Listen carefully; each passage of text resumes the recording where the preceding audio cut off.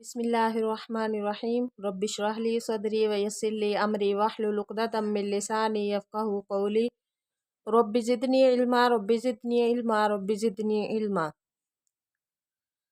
کل ہم نے دیکھے تھے حروف مقطعات، آج ہم انشاءاللہ حرکت کو دیکھیں گے، لیکن حرکت کو دیکھنے سے پہلے ہم اس کی ڈیفینیشن جانیں گے کہ حرکت کہتے کسے ہیں، ٹھیک ہے؟ حرکت کسے کہتے ہیں تو ہم اس کی ڈیفینیشن میں اب اس کو ہم سمجھتے ہیں۔ حرکت زبر زیر اور پیش کو حرکت کہتے ہیں، ٹھیک ہے؟ حرکات اس کی جمع ہو جاتی ہے۔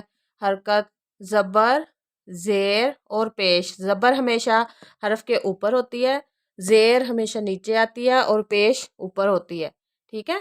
زبر زیر اور پیش کو حرکت کہتے ہیں۔ اب ہم نے یہ دیکھنا ہے کہ اس کو پڑھنا کیسے ہے۔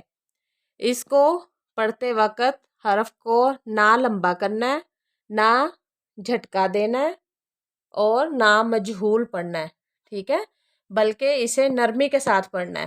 یہ تین باتیں یاد رکھنی ہے۔ حرکت کو پڑھتے وقت ہمیشہ کیا ہے، نہ اس کو لمبا کرنا ہے۔ لمبا کیسے؟ مثلا حمزہ زبر آ، ایسے نہیں کریں گے، لمبا نہیں کریں گے، اس کو پڑھیں گے حمزہ زبر آ، ٹھیک ہے؟ تو یہ ہو جائے گا صحیح پڑھنے کا طریقہ۔ اگر ہم اس کو کر دیں حمزہ زبر آ تو یہ لمبا ہو گیا۔ تو اس کو کیا کرنا ہے، حرکت کو نہ لمبا کرنا ہے، نہ جھٹکا دینا ہے۔ اب جھٹکا کیسے ہوگا؟ حمزہ زبر آ، فوراً سے جھٹکا دے دیں، آ، ایسے بھی نہیں کرنا، جھٹکا نہیں دینا بلکہ نرمی سے پڑھنا ہے، حمزہ زبر آ، ٹھیک ہے؟ اور نہ مجہول، مجہول کیسے ہوگا؟ جیسے ہم پڑھتے ہیں حمزہ زیر ای، تو کچھ لوگ اس کو مجہول پڑھتے ہیں حمزہ زیر اے، حمزہ پیش او، ایسے نہیں، اس کو پڑھیں گے حمزہ زیر ای، حمزہ پیش او، ٹھیک ہے؟ مجہول یہ والا طریقہ ہو جاتا ہے جو لمبا کرتے ہیں اس کو، حمزہ زیر اے، با زیر بے، ایسے نہیں پڑھنا قرآن کو۔ ایک حرف آتا ہے قرآن مجید میں مج رے ہا، وہ مجہول ہے، بس ایک لفظ قرآن مجید میں، پورے قرآن مجید میں، باقی قرآن کو مجہول نہیں پڑھنا، ٹھیک ہے؟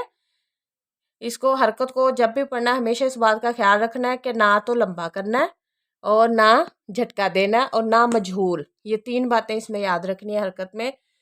پھر اس کو کیسے پڑھنا ہے؟ بلکہ اسے نرمی کے ساتھ پڑھنا ہے، ٹھیک ہے؟ نرمی سے کیسے ہوگا؟ حمزہ زبر آ، حمزہ زیر ای، حمزہ پیش او، ٹھیک ہے؟ ہم جھٹکا بھی نہیں لگائیں گے اس کو، حمزہ زبر آ، حمزہ زیر ای، ایسے نہیں کریں گے۔ ان باتوں کا خیال رکھنا ہے، آپ نے تین باتوں کا، نہ لمبا کرنا ہے، نہ جھٹکا دینا ہے اور نہ مجہول پڑھنا ہے بلکہ نرمی کے ساتھ پڑھنا ہے۔ یہ تو ہوگی اس کی ڈیفینیشن۔ اب ہم یہ بھی دیکھیں گے کہ کون سا الف ہوگا جس کو ہم الف نہیں پڑھیں گے بلکہ وہ کیا کہلائے گا، حمزہ کہلائے گا۔ وہ بھی ہم دیکھ لیتے ہیں۔ جس الف پر حرکت یعنی زبر زیر پیش یا جزم میں سے کوئی حرکت آ جائے تو اسے کیا ہے، الف نہیں بلکہ حمزہ پڑھیں گے۔ یعنی ایک تو الف ویسے ہی لکھا ہوگا سمپل تو اس کو ہم الف ہی پڑھیں گے، لیکن جس الف کے اوپر زبر آ جائے، زیر آ جائے، پیش آ جائے، جزم آ جائے، جو بھی آ جائے اس کے اوپر، تو وہ پھر الف نہیں ہوگا، وہ حمزہ کہلائے گا، ٹھیک ہے؟ آج کے لیے ہم نے صرف اس کی ڈیفینیشن کو سیکھنا ہے، آپ نے اس کو اچھے سے یاد کرنا ہے تاکہ یہ آپ کو یاد رہے اور کبھی بھی نہ بھولے، ٹھیک ہے؟ ان باتوں کا آپ نے خیال رکھنا ہے، حرکت کی ڈیفینیشن کو اور اس کو کیسے پڑھنا ہے اور کون سا الف الف ہوگا اور کون سا الف الف نہیں بلکہ حمزہ کہلائے گا، ٹھیک ہے؟ ان کو آپ نے اچھی طرح سے سیکھنا ہے۔ مجھے امید ہے کہ آپ کو ان کی سمجھ آ جائے گی۔ سبحانک اللہم و بحمدک، نشہد ان لا الہ الا انت، نستغفرک و نتوب الیک۔